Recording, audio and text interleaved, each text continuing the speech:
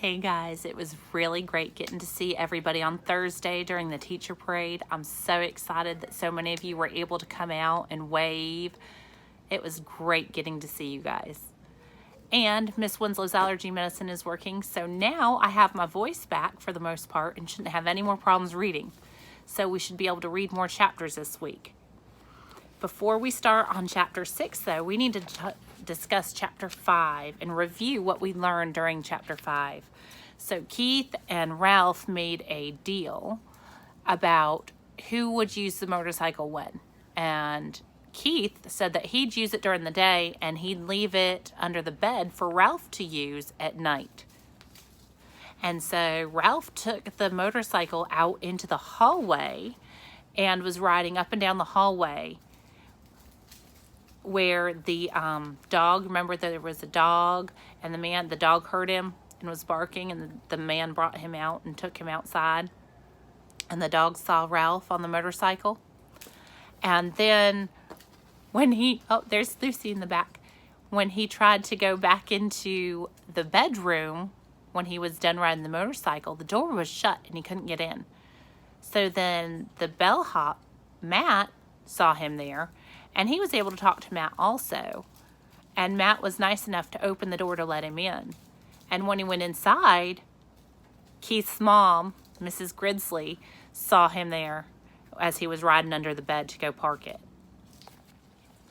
Before we start chapter 6, we just have a couple of questions that I want you to be listening for the answers for. The first one is, what type of food does Ralph ask Keith to bring back for him to eat? And why doesn't Ralph's mother want Ralph to be friends with Keith? So just those two questions. The Mouse and the Motorcycle by Beverly Cleary. Chapter 6, A Peanut Butter Sandwich. I told you to be careful, scolded Keith when his parents had gone to dress and Ralph had crawled down his arm into his hand. It wasn't my fault the door blew shut. Ralph jumped from the hand to the bedspread. Though Keith was a friendly boy, even a generous one, Ralph still did not like to feel his skin against his paws. It must be terrible to go through life without fur and such a nuisance having to wear clothes that had to be washed and drip-dried. Ralph knew all about drip-drying. Many were the drops of water from shirts and slips that he had dodged going in and out of his mouse hole. You didn't have to stay out so long, Keith pointed out as he began to dress. What's the use of having a motorcycle if you can't go tearing around staying out late? Ralph asked reasonably. You don't have a motorcycle, said Keith. I just let you use mine. And you better be careful. I like that motorcycle and I don't want anything to happen to it. I'll take care of it, promised Ralph, somewhat chastened. I don't want anything to happen to it either. It's going to be harder to get a chance to ride it now that my mother has seen you, said Keith. She's a terribly good housekeeper, and she's sure to complain to the management. Speaking of breakfast, you people are too tidy, complained Ralph. I'm not getting enough to eat around here. You don't leave any crumbs. I never thought of it, said Keith. What would you like to eat? Ralph was astounded. This was the first time in his life anyone had asked him what he would like to eat. It had always been a question of what he could get his paws on. You mean I have a choice? He asked, incredulous. Sure, said the boy. All I have to do is order it when we go down to breakfast and then bring you some. Ralph had to take time to think. After a diet of Zwieback and graham crackers provided by little children, bits of candy, and an occasional peanut or apple core left by medium-sized children, or a crust of toast and a dab of jam left by an adult who had ordered breakfast sent up from room service. The possibilities of choosing his own meal were almost too much. I know what I'd like, Ralph said at last, but I don't know what you call it. Once some people who said they were almost out of money stayed in these rooms. They had 4 children, all of them hungry, and they couldn't afford to go to the dining room. So they got some bread and spread it with something brown out of a jar, put some more bread on top of that. They whispered all the time they were eating because they didn't want the maid or bellboy to know they were having a meal in their room. Afterwards, they all got down on their hands and knees and picked up every single crumb on the carpet so no one would guess they had been eating in their rooms. It was a great disappointment. It smelled so good, like peanuts, only better. The boy laughed. It was a peanut butter sandwich. Sure, I'll bring you a peanut butter sandwich, or part of one. I'll eat part of it myself. It'll be kind of a funny breakfast, but I won't mind that. Where will you leave it? Asked Ralph. Keith thought for a minute. Where do you live? He asked. In the knothole under the window. No kidding, Keith laughed. That's the hole I poked my finger in last night.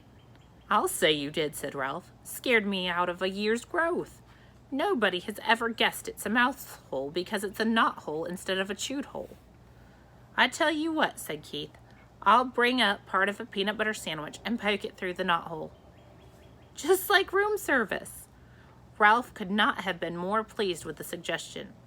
What about the motorcycle? He asked. Where are you going to leave that? In my suitcase, I guess. Oh, come on, pleaded Ralph. Have a heart. Leave it someplace where I can get it while you're out during the day. You're supposed to be in your mouse hole asleep, not riding around in the daylight where people can see you. Well, gee whiz, can't a fellow even look at it? Asked Ralph. I bet you like to look at big motorcycles yourself. Yes, I do, admitted the boy.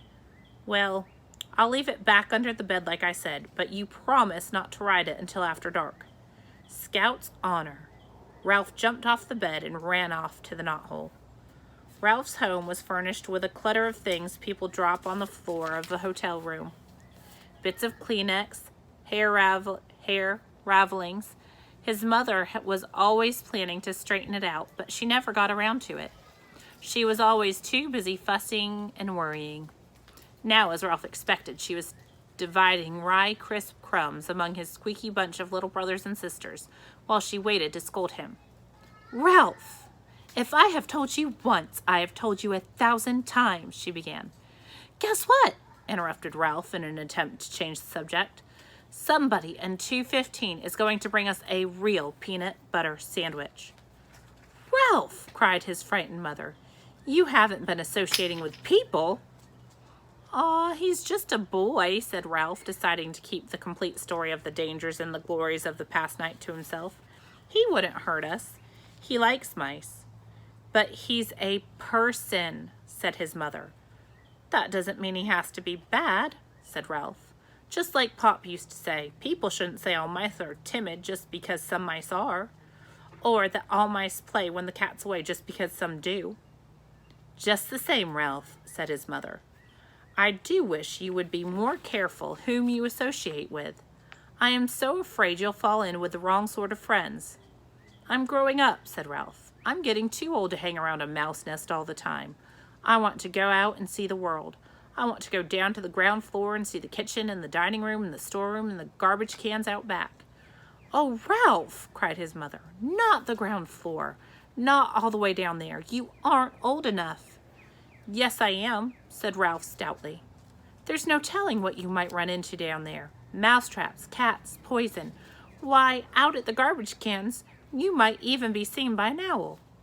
I don't care, said Ralph. Someday I'm going downstairs. But think of the owls, Ralph, implored his mother. We moved into the hotel because of the owls. It was after your Uncle Leroy disappeared and his bones were found in an owl pellet.